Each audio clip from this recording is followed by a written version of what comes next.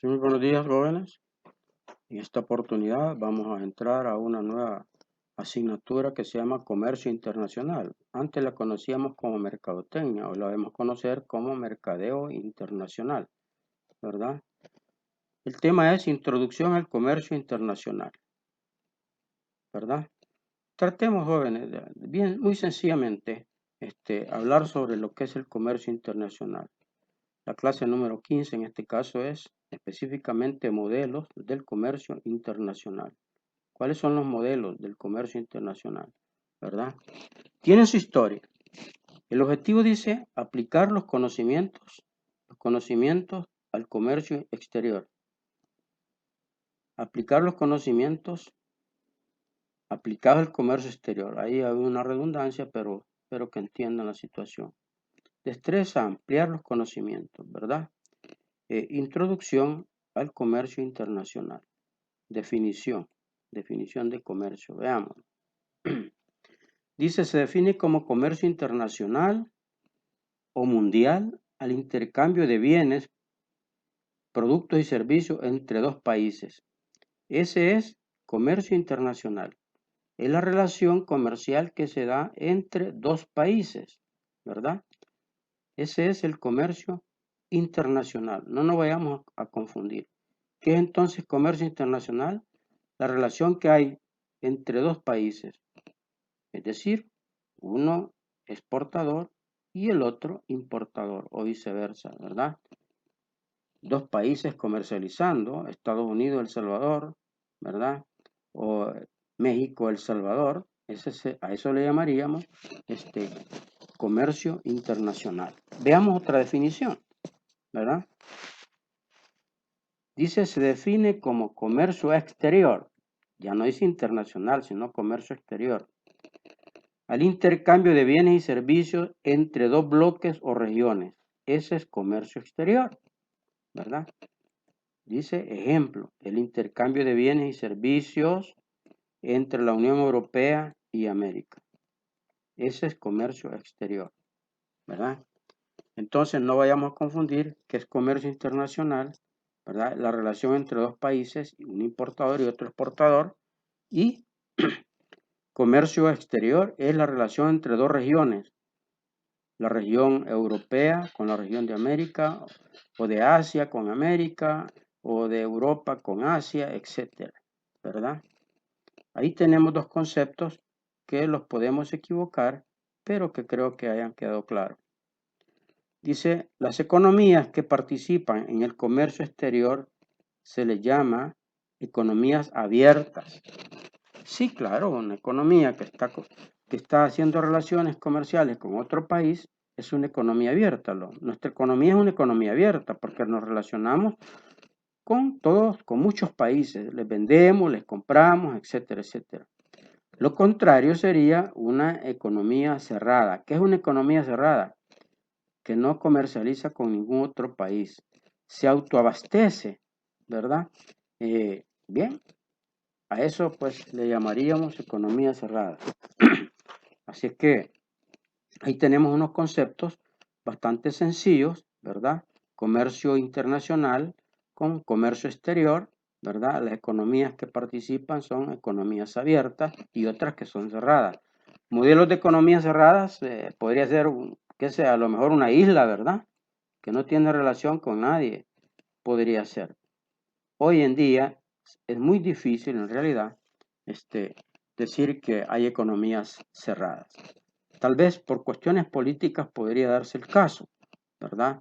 Como vemos, por ejemplo, el caso de Cuba, por ejemplo, que de alguna manera él quiere comercializar y comercializa con otros países, pero sin embargo, de alguna manera tiene muchas restricciones de parte de los Estados Unidos. Está sucediendo mucho también ya algo parecido con Venezuela, pero no en sí podemos definirlas como economía cerrada porque ellos comercializan, pero tomando en cuenta las cuestiones políticas, pues de alguna manera son más limitadas que las de cualquier otro país. Aquí tenemos un título que dice modelos de comercio internacional, ¿verdad? Algunas personas que hablan sobre el comercio, los modelos que fueron implantados hace más de un siglo, ¿verdad? Allá por 1800 y algo, ¿verdad? Estaba este modelo que se llama modelo de la ventaja absoluta de Adam Smith. Adam Smith, el mayor economista clásico, ¿verdad? Es inglés, ¿verdad? Planteaba sus modelos allá en tiempos de la industrialización en Inglaterra, ¿ya? Así es que veamos un poquito qué nos quiere decir Adam Smith con su modelo de comercio internacional. ¿Cuál era el pensamiento de aquel entonces, de hace más de un siglo, de lo que pensaba casi como siglo y medio más o menos, lo que pensaba Adam Smith con respecto al comercio internacional? La teoría clásica, ¿verdad? El economista clásico por excelencia, don Adam Smith, ¿verdad? La economía clásica, el comercio internacional, tiene sus raíces en la obra de Adam Smith. Este pensaba que las mercancías debían producirse en el país donde el costo de producción fuese más bajo, ¿verdad? ¿Ve? ¿Qué mercancía va a producir El Salvador para poderla vender al exterior? Aquella mercancía que le resulte producir lo más bajo, ¿verdad? Y de allí se exportaría al resto del mundo. Los países así hacen, tomando en cuenta el modelo, de alguna manera, de Adam Smith. Hay países, por ejemplo, que pueden producir café, pero no lo producen. ¿Por qué razón? Porque su costo es bastante elevado. A lo mejor no están las tierras apropiadas, a lo mejor no hay personal calificado para hacer el trabajo, pero El Salvador sí, ¿verdad? Puede exportar café porque su costo andará más bajo, hay recursos para producir café. Entonces ahí está lo que Smith dice. Era partidario, dice, del comercio basado en la ventaja absoluta. Ventaja absoluta. Hay países que tienen mayor ventaja absoluta que otros para producir ciertos bienes. La venta absoluta la tienen aquellos países que son capaces de producir un bien utilizando menos factores productivos que otros y por lo tanto un costo de producción inferior, ¿verdad? Entonces, ¿qué vamos a producir? ¿Qué vamos a exportar? Aquellos bienes, ¿verdad? Aquellos bienes en donde tenemos ventaja absoluta. ¿Qué es la ventaja absoluta?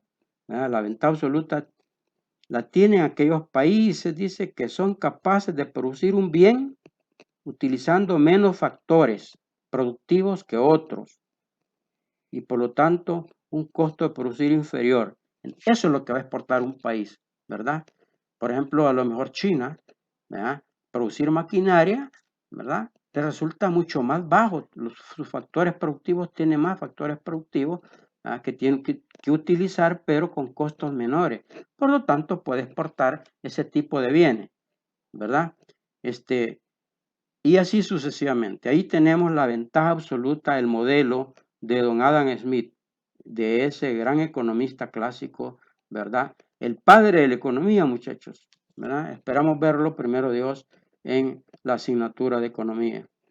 Después aparece casi en ese mismo momento, otro economista inglés llamado don David Ricardo.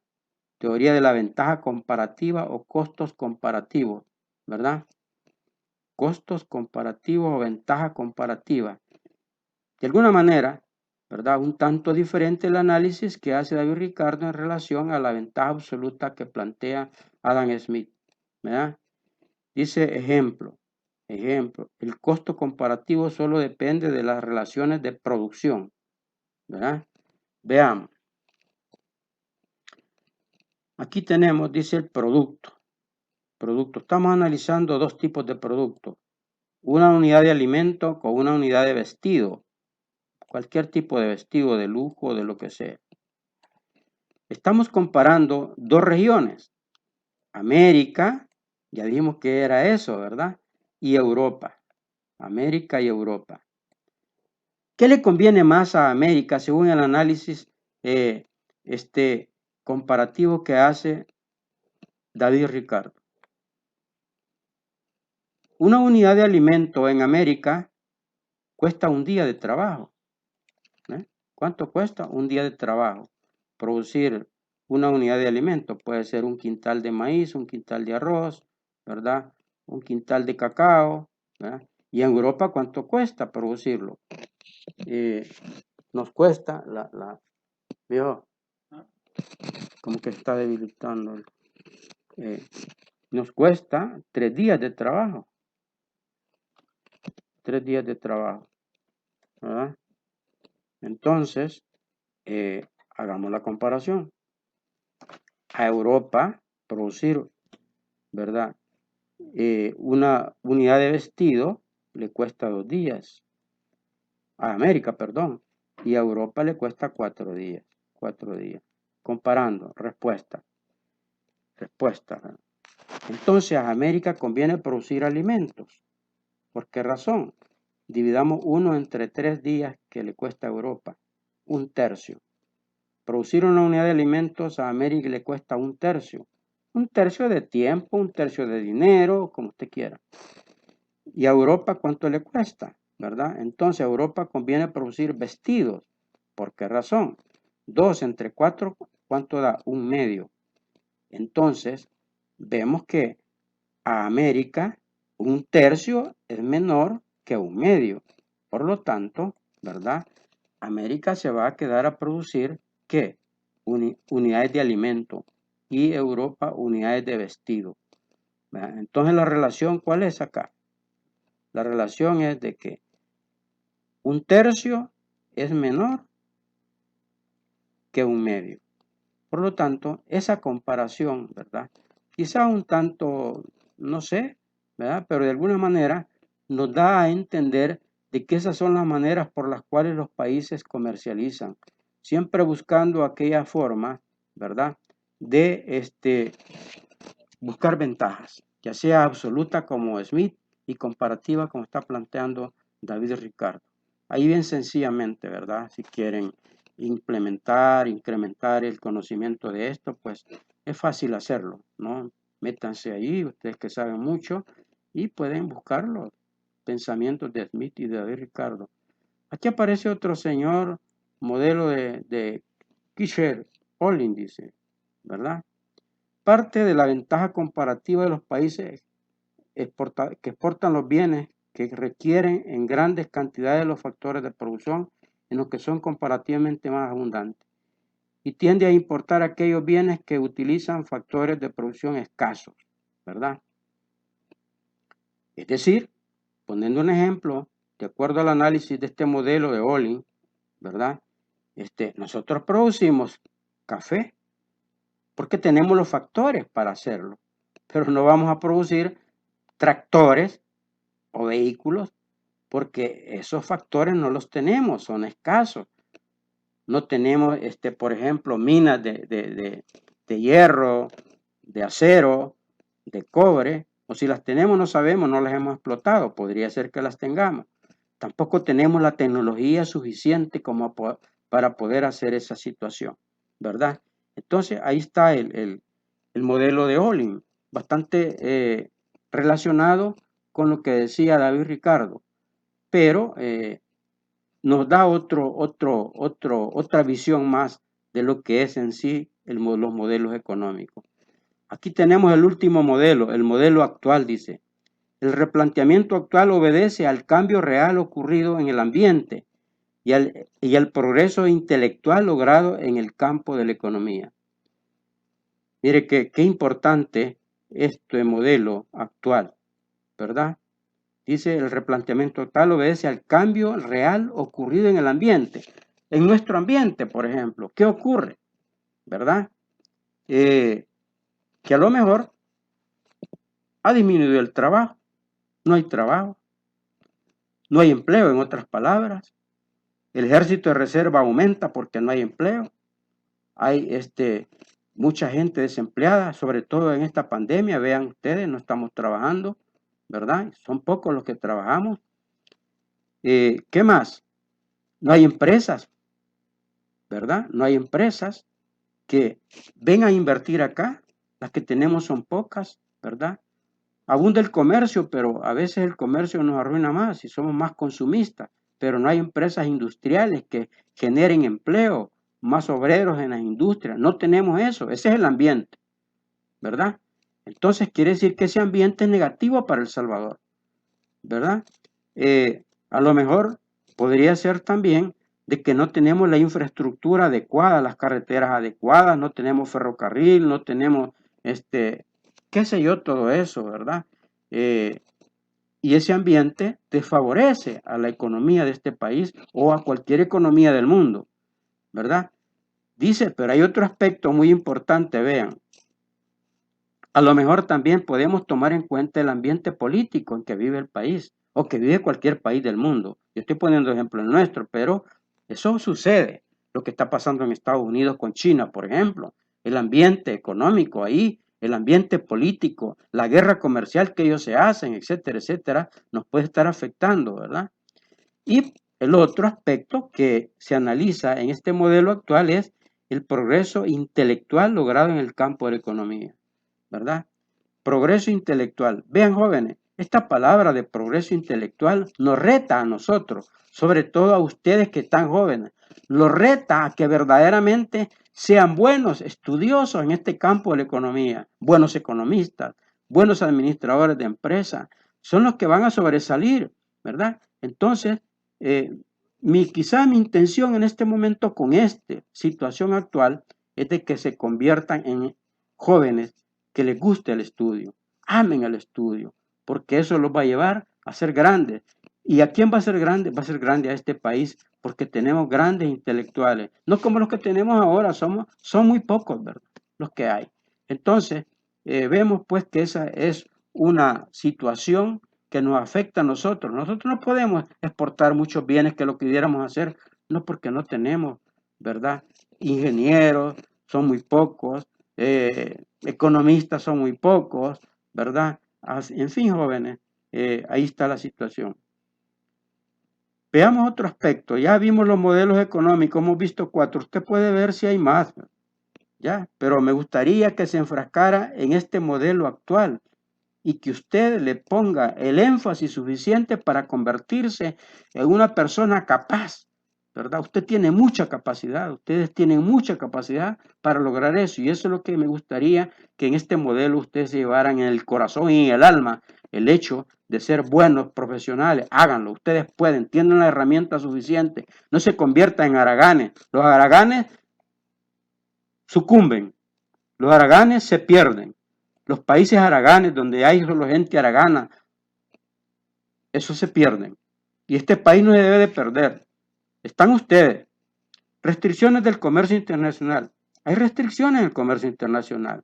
Nosotros las ponemos, ¿verdad? Veamos cuáles son. Dice, los elementos utilizados para regular el comercio internacional, podemos mencionar los siguientes. Instrumentos, ¿verdad? Que nos van a servir para regular el comercio, porque hay muchas veces situaciones eventuales a veces de que necesitamos regular nuestra economía, nuestras relaciones con otros países, el comprar, el vender, etcétera, etcétera. Hay que regular muchas veces. Veamos la primera restricción. Acuerdos bilaterales entre dos países. ¿Qué significa un acuerdo bilateral? Que México y Estados Unidos en estos días se han estado poniendo de acuerdo ahí para importar. Unos van a exportar, otros van a importar. Entonces, esa es una restricción. ¿Verdad? No le dice Estados Unidos, yo te voy a importar esto, pero tú me vas a exportar esto. De alguna manera hay una restricción. México no le puede exportar todo, Estados Unidos no le puede exportar todo. En ese caso, vemos pues de que hay cierta restricción, pero hay un común acuerdo entre dos países, que es lo que ha sucedido en estos últimos días, ¿verdad? México con Estados Unidos. Otra restricción, altos aranceles, ¿verdad? O salvaguardias, como dice, igual cuotas de exportación e importación. Altos aranceles. ¿Qué significa un alto arancel? Un alto impuesto. Por ejemplo, para poner un ejemplo, los embutidos que vienen de Estados Unidos tienen altos impuestos. Por eso es que si van a comprar un embutido, un jamón que viene de Estados Unidos va a ser más caro que si compran un jamón que viene de Nicaragua. ¿Por qué razón? El gobierno, ¿verdad? De alguna manera va a proteger, o bien va a proteger la producción de jamón hecha en El Salvador, para que los salvadoreños compramos y consumamos los productos hechos en El Salvador en este caso, y no es que esté diciendo que no vamos a comprar los jamones, sí los vamos a comprar, pero el impuesto que le vamos a poner va a ser alto, va a ser muy alto, para que entre poco, y para que no le quite el mercado a nuestros productores de jamones en El Salvador. ¿Va entendiendo? Esas son restricciones. Veamos otro, liberalismo económico, el laissez-faire o mano invisible. ¿Saben quién planteó el laissez-faire o mano invisible? Lo plantearon los economistas clásicos como Adam Smith. Liberalismo económico. Es decir, que el comercio no, eso quiere decir que el comercio no debe tener trabas en ningún momento, ¿verdad? Laissez-faire, dejar hacer, quiere decir dejar pasar. ¿Qué significa eso? La economía no debe haber trabas de ningún país con otro país, ponerse trabas, ¿verdad? ¿Y qué puede pasar si no hay trabas? Que pueden haber problemas económicos, que un país puede ser que haya inflación o haya deflación o cualquier otro problema. Pero decía don Adam Smith, no se preocupen, cualquier situación que se presente, ahí va a estar lo que se llama la mano invisible. ¿Y saben qué? Ese pensamiento de Smith casi duró 100 años, 100 años, casi duró 100 años el pensamiento de la mano invisible, ¿verdad? Es decir, que la economía, cualquier problema que hubiera, inflación, deflación o cualquier problema, lo iba a solucionar ¿quién? La mano invisible. ¿Quién era la mano invisible? La mano invisible, a saber, joven. Pero ¿saben qué? Eso duró un aproximado de 100 años. Hasta fue 1929 que se rompe lo que se llama la mano invisible. Prácticamente allí se cae, después de 100 años más o menos, el pensamiento de Adam Smith. Qué fuerte el pensamiento de ese hombre, ¿verdad? Entonces, está bien, ¿verdad? Dejemos, produzcamos, vendamos, liberémonos, etcétera, etcétera. Ese es el liberalismo económico que un día primero Dios lo vamos a ver más a fondo. Esta otra restricción que se llama tratados multilaterales o la globalización del TLC, ¿verdad? Tratados multilaterales, ¿verdad? Los tratados que hizo Estados Unidos con México, El Salvador y otros países, ¿verdad? Multilaterales, varios países firmaron acuerdos. A eso se le llamó globalización o, acuérdense ustedes, lo que se llama TLC, ¿verdad? Ahí hay restricciones. ¿Por qué? Porque El Salvador le va a importar a Estados Unidos tal cosa, Estados Unidos le va a mandar una cosa, a México le va a importar otra, a Centroamérica le va a comprar una cosa. De alguna manera hay restricciones. Y si se rompen esas reglas, cualquier país, ¿verdad?, que rompa una regla, te puede demandar y te puede poner, qué sé yo, algún aspecto jurídico a nivel internacional porque tú has violado esos acuerdos, ¿verdad? Casi pasó con nuestro país cuando se dejó de comprar el arroz en los Estados Unidos por darle el chance a que producir arroz en El Salvador. Entonces, pero se solucionó el problema. Ahí vemos pues que está lo que llamamos tratados multilaterales o globalización del TLC. Ahora eso se está incrementando, muchachos. Todo se está incrementando con las redes sociales, con el internet, etcétera, etcétera. Ahora ya está hablando de otro tipo de dinero, ¿verdad? Como Cristo dinero, ¿verdad? Como muchas cosas, muchos modelos QR, por ejemplo. Entonces vemos que todos esos aspectos están incrementándose a los tratados multilaterales, ¿verdad? En donde la globalización se está incrementando y se está dando en estos momentos. Tenemos ahí otra restricción, lo que llamamos neoliberalismo económico.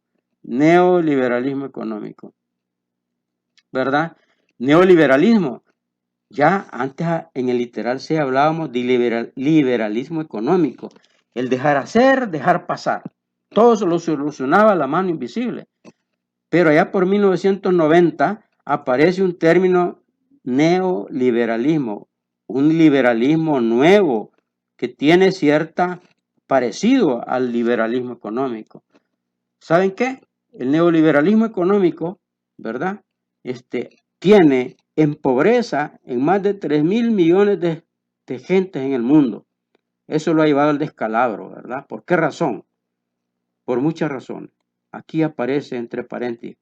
Porque el neoliberalismo planteaba que los bienes que son del Estado, que los bienes que son del pueblo, que le han costado al pueblo, tienen que ser privatizados y quedar en manos de los privados. Y así se hizo. Recuerdo que en ese entonces, cuando se comenzó a privatizar los bienes en El Salvador, era, por ejemplo, el presidente Cristiani. Y Cristiani vendió muchos bienes que eran del pueblo, ¿verdad? Y ahora están en manos de quién, de empresas transnacionales. Y ahí no están explotando, por ejemplo, tal es el caso de la telefonía, por ejemplo. Antes Antel era del Salvador, Antel era del pueblo, lo explotaba el pueblo, pero ahora ¿quién no nos está explotando en eso? ¿Verdad? Nos explotan las empresas transnacionales, Tigo y no sé cuántas más, ¿verdad? Entonces, todos esos recursos, ¿verdad?, que eran nuestros, ahora son de otras gentes, se vendieron, se regalaron prácticamente bien barato, ¿verdad? Entonces, eso ha motivado pobreza en el mundo. Y así otros bienes, casi 32 empresas nuestras se privatizaron, están en manos privadas. Hasta el Seguro Social, ¿verdad? Las AFP, por ejemplo, aparecieron. Recursos que eran manejados por el INPEP, por el Seguro Social. Ahora la mayoría, ¿quién lo maneja? Las AFP, ¿verdad? Entonces, todo eso ha afectado, ¿no? Por ejemplo, la energía eléctrica en El Salvador, ¿verdad? La distribución de la energía eléctrica se vendió, era de El Salvador, CAES era de El Salvador y se vendió a otras transnacionales para que sean esas las que nos estén explotando. Así es que vean pues que el neoliberalismo económico que apareció, por ejemplo, el modelo se implantó en Chile, y no me equivoco, pero Chile, ahora, véanlo cómo está Chile ahora, ya está sintiendo en carne propia el modelo, y así muchos países, y también El Salvador lo ha sentido mucho, ¿verdad? Ahí se dio el piaje y todo ese tipo de cuestiones. Así es que pero ese es un modelo y es una restricción al comercio internacional. ¿Sí? ¿Por qué? Porque ya no podemos nosotros vender la telefonía, ¿no? Porque ya tiene su dueño, ¿verdad? Y por último, otra restricción tenemos la autarquía sin comercio internacional, dice. Es decir, son los países cerrados que hablamos ahí, economía cerrada, ¿verdad? Que se autoabastecen. Habrá alguna en el mundo, no se me ocurre alguna, tal vez alguna isla grande por ahí que aparece que por cuestiones de transporte o lo que sea, no tiene comercio internacional. Pero es una traba para los habitantes de esa nación o de ese país, ¿verdad? Aunque podría ser raro. Otra restricción, condiciones sobre el transporte, ¿verdad? Los Incoterm. Por favor, esta palabra de Incoterm, ¿verdad? Las condiciones sobre el transporte. De alguna manera son ciertas restricciones. Andan como por alrededor de 12 Incoterm, ¿verdad? A lo largo de la historia, ¿verdad? Se han venido implantando, allá por 1936 me parece, aparece el término de Incoterm. Hay unos muy famosos, ¿verdad? Son términos que los comerciantes o que las empresas o que los importadores y exportadores utilizan, ¿verdad? Ahí aparece el CIF, por ejemplo, o el FOB. Son los más clásicos, son los modelos, ¿verdad?, de Incoterm más utilizados en el mundo. Y hay muchos que ustedes los van a tener que estudiar, jóvenes, por favor, ¿verdad? Los Incoterm International Commercial Term, dice. Ahí en inglés ustedes saben mucho, ¿verdad? Así es que lo van a estudiar, ¿verdad? Por favor. ¿Qué hemos visto ahí? Restricciones del comercio internacional, modelos económicos, conceptos de comercio internacional. No se olviden, estudienlo más. Por favor, métanse ahí, deséjense a esta situación porque es muy importante en esta asignatura del comercio internacional. ¿Verdad? Dice comercio internacional y sus nuevas tecnologías, ¿verdad? Dice el comercio internacional presenta hoy en día mayores ventajas que en épocas pasadas por lo siguiente, ¿verdad? Porque hay tecnología, el famoso Internet, ¿verdad?, que estamos utilizando acá para dar esta clase. Si no fuera el Internet, ¿qué sería de nosotros, verdad? A pesar de que nos cuesta mucho, ¿verdad? Así es que ahí está, pero lo estamos utilizando de alguna manera. ¿Ah? Esa tecnología, ¿verdad? Usted quiere un producto de China, ahora fácilmente, ¿verdad? Lo puede comprar, lo pide por internet y se lo mandan.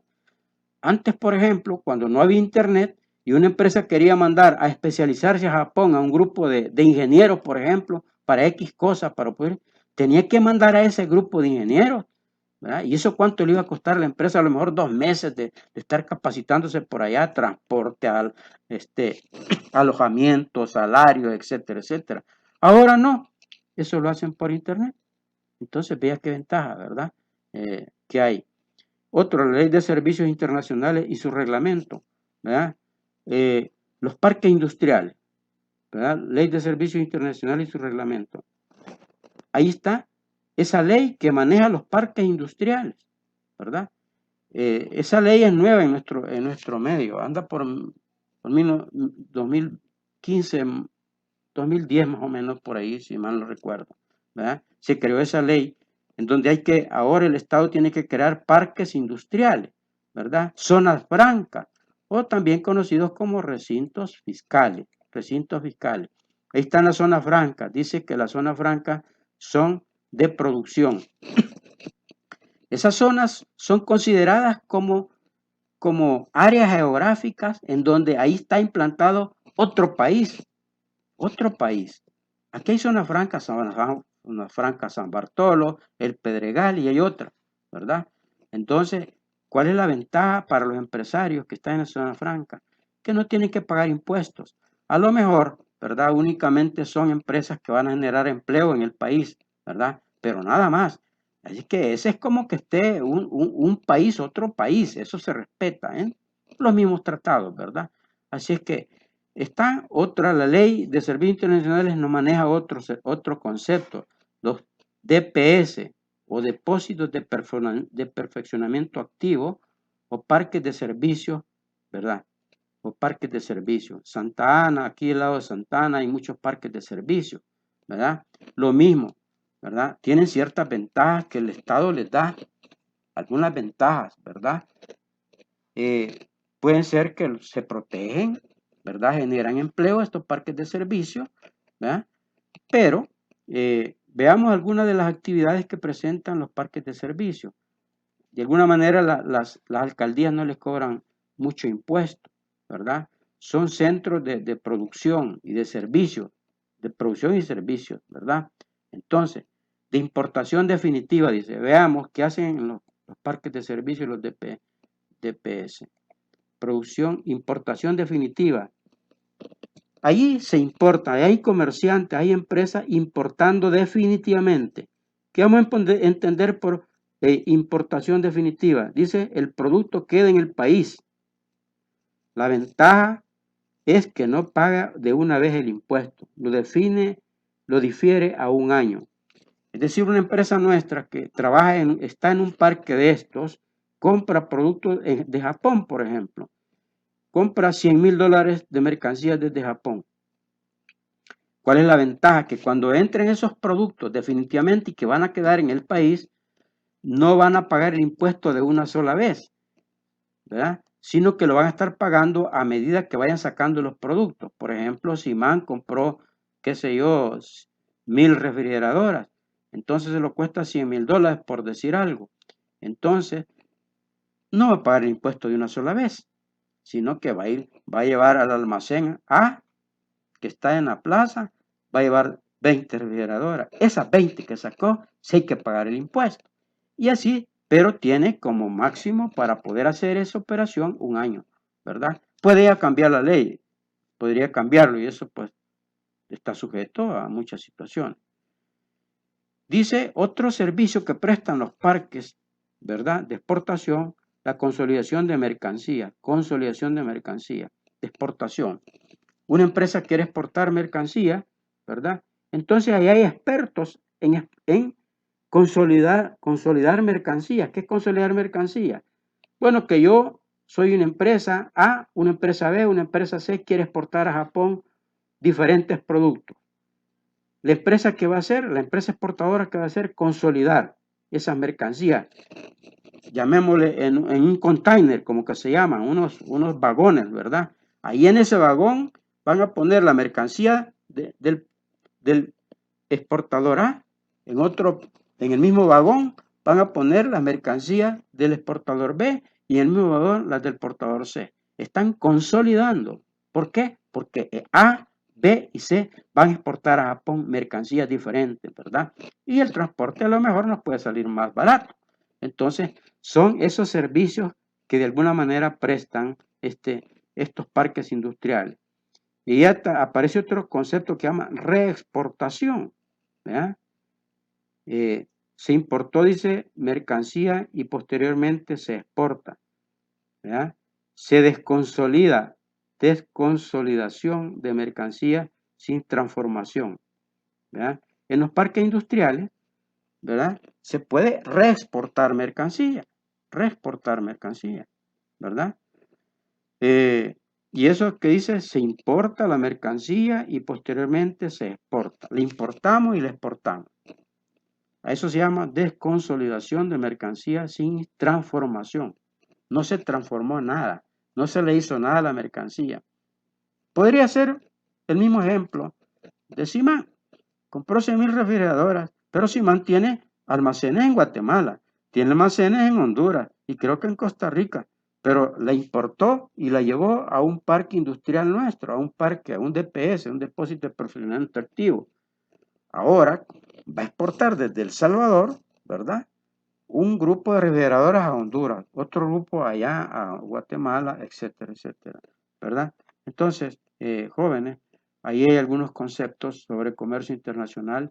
Yo les suplico, por favor, de que lean, ¿verdad? De que lean, porque a veces las respuestas las dan muy cortas. Simplemente dan el concepto como apareció escrito ahí. Yo se los trato de ampliar con ejemplos. Entonces piensen a dar ejemplos, no los que yo doy. Busquen, ustedes tienen capacidad para hacerlo. O se pueden meter, ¿verdad? Ustedes saben dónde y cómo, para dar un mejor ejemplo, un mejor trabajo. Porque eso depende a veces, ¿verdad? Ustedes dan el concepto y se quedan ahí pudiendo decir otras cosas más importantes. Así que muchas gracias, que Dios los bendiga, estudien bastante y nos vemos la otra semana, primero día.